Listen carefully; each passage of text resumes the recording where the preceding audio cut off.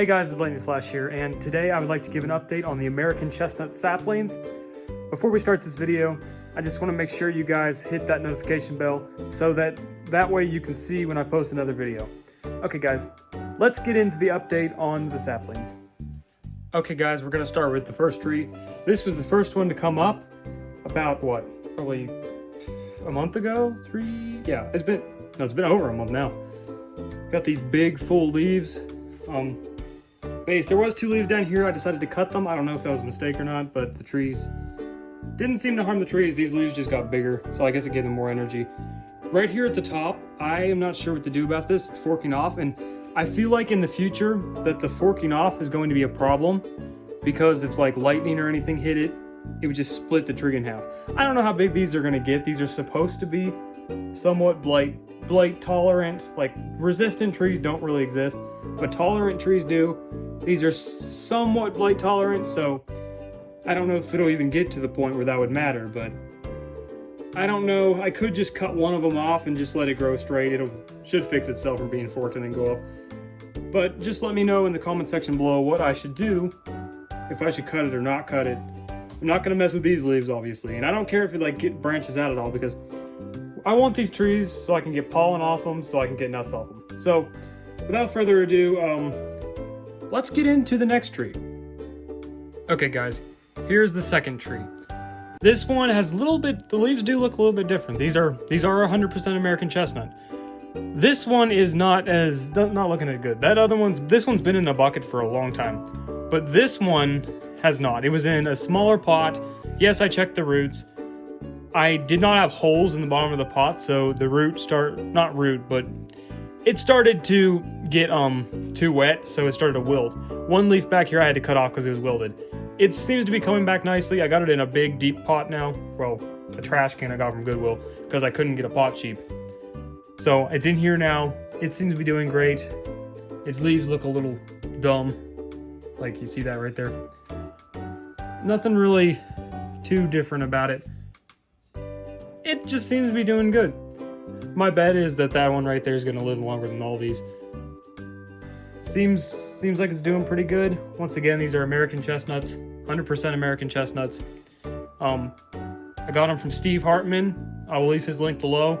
Definitely, I would get some nuts from him. He's a very nice guy. He communicates back when you email him about things. Definitely think about getting some from him. Now don't order too many because I'd like to be able to still order some because he sells out pretty quick. These are not high grounds. These are, what? Virginia, New York genetics.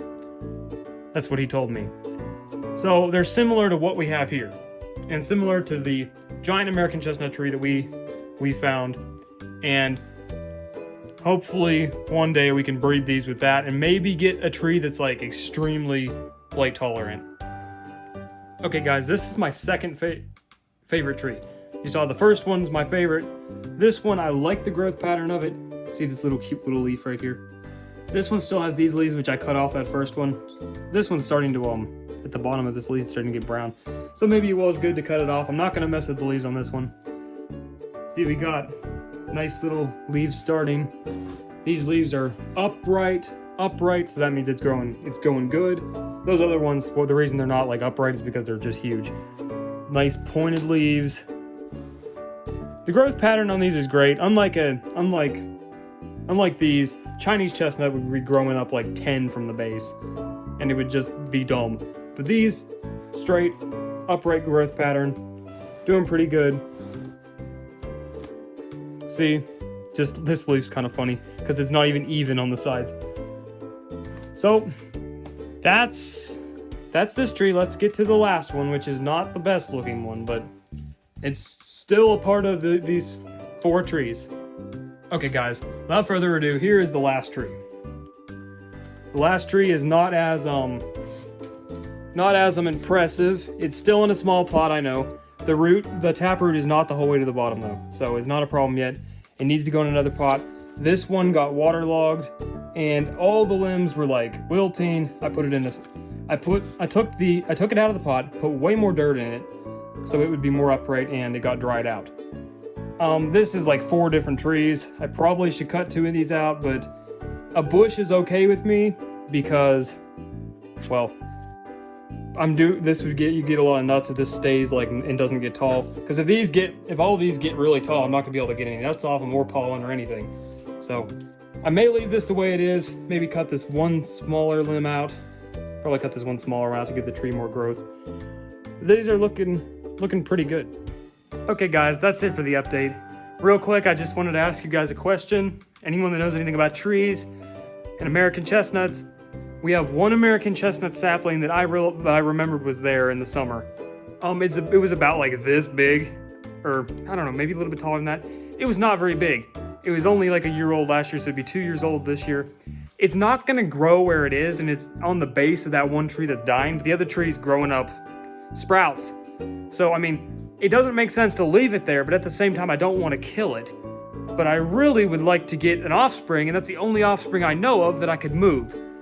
Problem is, I know that American chestnuts are very tender on the roots when transporting them. Problem is if I do dig it up, how do I do it without hurting it?